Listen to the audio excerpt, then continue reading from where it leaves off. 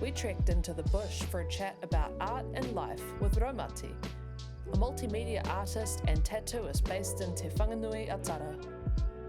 So whereabouts did you grow up again?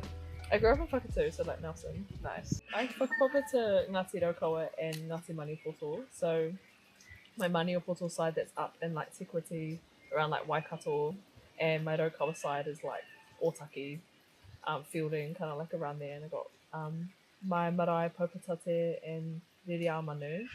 But I grew up in Whakatū, which was like really far away from there. I grew up with my mum who's Pākehā, so I think I had more of like a Pākehā upbringing. Like I always knew I was Māori and I always go up and visit my Māori whānau, but I always felt a little bit disconnected to that side of me. And I feel like I don't feel that anymore. What was your first experience with art that made you want to do it? Like when did you go like, damn, art? I think it was growing up like playing PS2 and then just like playing a lot of Final Fantasy and Kingdom Hearts. And I was just really obsessed with like fandoms, and I'd always create like my own characters that I'd insert into the games. Yeah, so I remember my character, she was called Zyra, and she was like really like watery and had her own keyblade, and I would just like spend so much time designing stuff like that. So it's kind of like anime as well, and like drawing like kind of cringy like anime characters. So do you relate to like what people talk about, like the urban Māori experience? Oh, for sure. Yeah, for sure. As well, like I feel like most Māori as well like love anime. Like, you know, we have like, I feel like those are the people I tend to get on with the most, is people who are really similar to me, or like grew up urban but are Māori and have had that kind of experience. And I guess people who are like a bit disconnected in that sense as well. Because I feel like, yeah, the way you interact with community and like see yourself in the world is just a bit different. Yeah. What kind of art was around you when you were growing up? Honestly, not much art. I don't think I grew up around much art. I had the internet though. I was very much an internet kid, like unmonitored internet kid. So a lot of that's right. I'd use like DeviantArt and like things like that, like sort of like internet spaces. And watched a lot of anime and was really into Ghibli and like things like that. Did you ever post them on the internet? Nah, this was like when I was like 7. So it was like kind of the era when YouTube had just started. What's been your journey developing your art style from DeviantArt to now? Yeah, oh my gosh, yeah, so bad.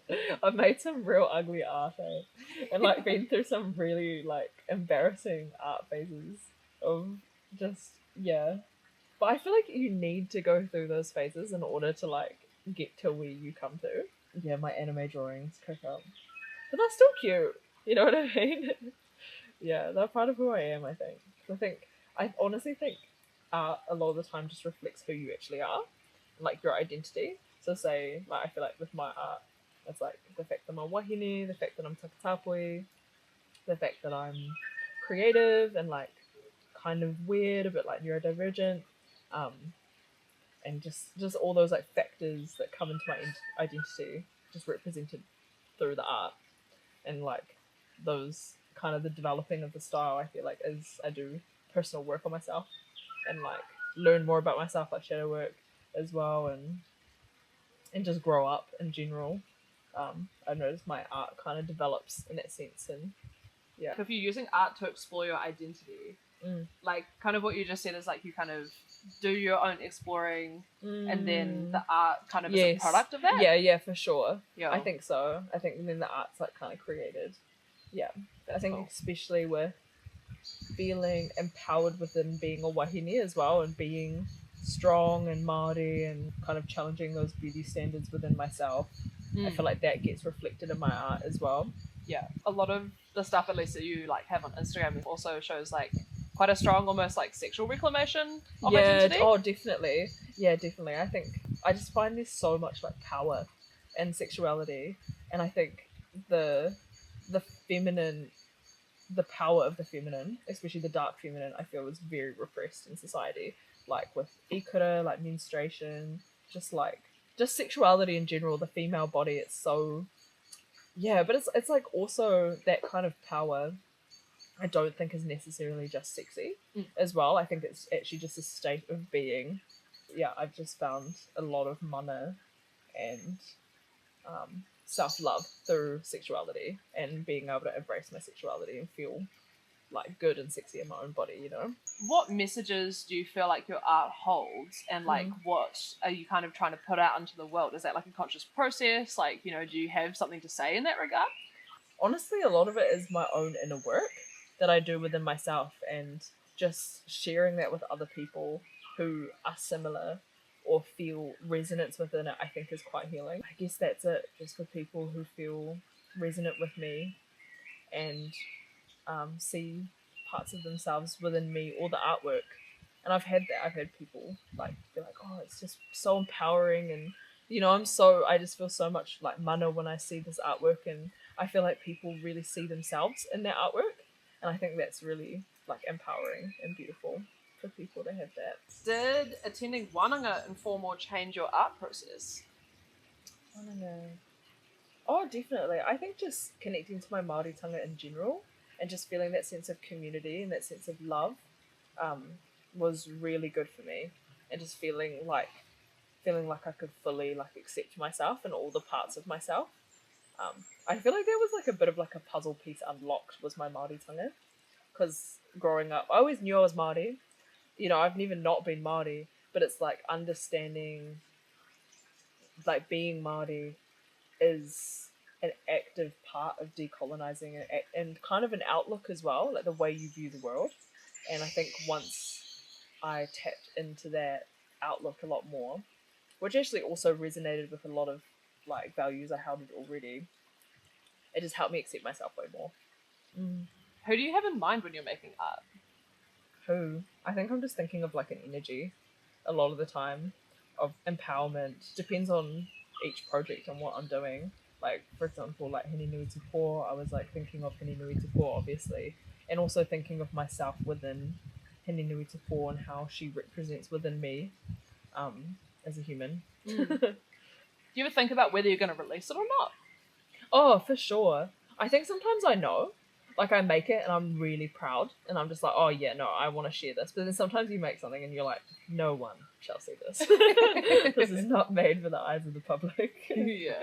You know? But both arts, both ones that you show and one that you don't, I think are just as valuable. I feel like I make artwork, like, not for everyone. Does that make sense? I feel like I've got my niche, I've got my specific people, and those people really appreciate the artwork. There's always the trade-off at mass appeal versus specific value. Yeah, 100%. 100%. Like, I'm like, I don't really care about what a lot of people think of my artwork. There's probably some people out there who hate my artwork. You know what I mean? Like, everything. But, like, yeah, I'm just thinking about, like, wahine and, like, woman. Definitely woman. Like, I'd say that's the one demographic, I guess, that I'm trying to appeal to, is empowering women. What's your favourite medium at the moment? Ooh, tattooing. Straight up. I feel myself shifting from painting and digital art and stuff into tattooing, and I just love tattooing so much, and I feel like that's like taken all my interest at the moment. Like, I just haven't been painting or like necessarily wanting to paint, but I feel like I'll go in and out of phases. Pick up painting, put down tattooing for a bit, and I think those breaks in between different mediums are actually quite important as well to kind of refresh and restart and feel like it feels exciting and fun again. I've just been trying to figure out ways to incorporate like toi and tattooing and rongoa and all of it together, and I feel like uhi and that kind of sacred tradition of tattooing, I feel like encompasses all of it. Yeah. All of those interests. I think I'll definitely head down that route at some point, but I think it'll just happen when it's meant to happen, and not gonna force it. Yeah. So if you've got unlimited resources for a project, Mm-hmm. for some kind of art or like, what would you do? Oh, okay. Because I love festivals. I've always loved festivals.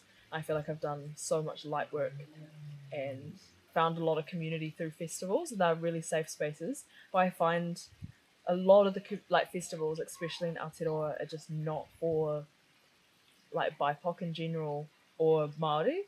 So I feel like having a festival that's like specifically for Māori and a safe space for BIPOC people to be would be awesome. I mean, obviously it'd be hard to do, and you'd have to have the right people and the right kaumātua to support it. But I could just imagine there's like a workshop and somebody's teaching rongoa, and then you go to another one, someone's doing whakairo, and there's like, you know, the moko people and the toi and just the community, and the dancing and just like elements that festivals have, but more of like a safe vibe. Because like even this summer, like I really want to bring one of my friends to a festival, but I've just been trying to find one that would feel safe for us to go to, that doesn't have like appropriation or just genuinely isn't weird. And it's just been hard. What are your current aspirations without unlimited resources? Honestly, I feel quite privileged in a lot of ways. I feel very happy with what I've got, but I think in terms of like where I'm going creatively and in my career, I just love tattooing. I want to do more of that. I want to eventually maybe move into moko, and just make some more artwork and travel. I'd love to travel and like meet other indigenous cultures and connect with them and see their practices, especially with tattooing. What do you see as essential in life? Like, do you have like a really set thing, or are you just vibing? Oh, like anything? Yeah. Okay, I would say like tinana, like stuff with your body, like eating healthy, being in nature, working out, like exercising, and just like making time for yourself and resting, actively resting. Realizing resting is productive just changed the way I worked and made the things I produce so much better. Yeah. Yeah. Just hold us. Oh, Just being healthy. fuck yeah.